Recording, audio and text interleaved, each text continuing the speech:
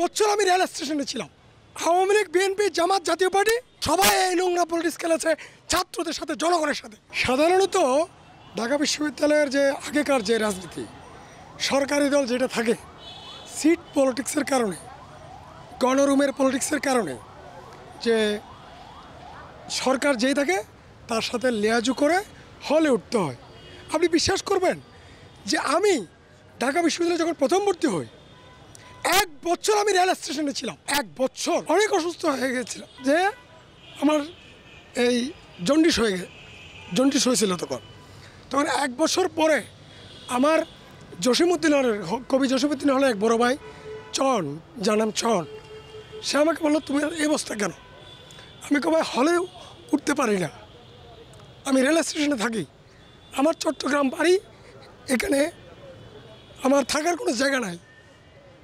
এই যে নোংরা পলিটিক্স যারা করেছে, বিগত 54 বছর তারা নোংরা পলিটিক্স করেছে, সেখানে আপনি কাকে বাদ দিবেন?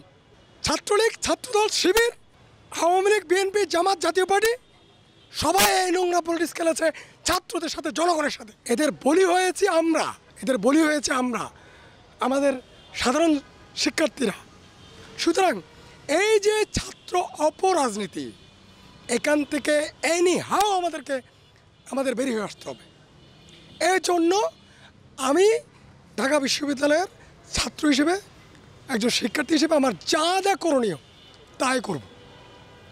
আমার শিক্ষার্থী বন্ধুদেরকে বলি, আপনারা দলীয় যে লেজুর ভিত্তি, এটা থেকে বেরিয়ে আসেন।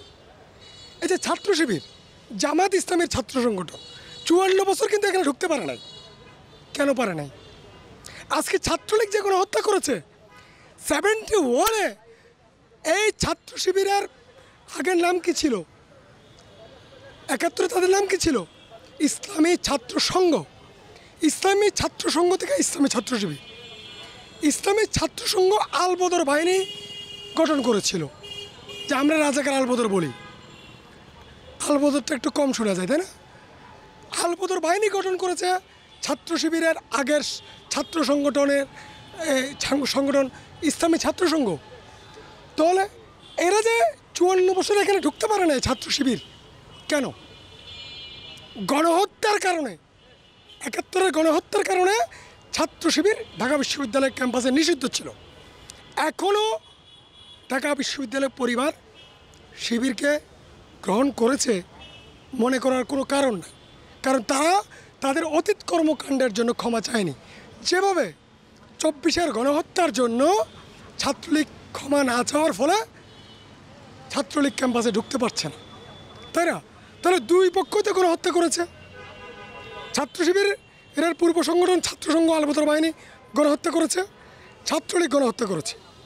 গণহত্যাকারী দল ঢাকা বিশ্ববিদ্যালয়ে সাধারণত নিষিদ্ধ হয়, ঠিক আছে? এটা সিম্পল বিষয়। আপনার বাবাকে, আপনার মাকে, আপনার বোনকে, আপনার ভাইকে, আপনার চাচাকে যদি কেউ মেরে ফেলে, হ্যাঁ, সে কি এলাকায় বুক ফুলিয়ে হাঁটতে পারে? সমাজের কাছে মুখ দেখাতে পারে? তাদেরও এই অবস্থা। তো আজকে আমি খুবই আমার খারাপ লাগে যে ছাত্র শিবির ঢাকা বিশ্ববিদ্যালয়ে রাজনীতি করতে চায়, ক্ষমা আছে, গণহত্যার জন্য ক্ষমা আছে, ইনিয়ে বিনিয়ে অনেক কথা বলছে।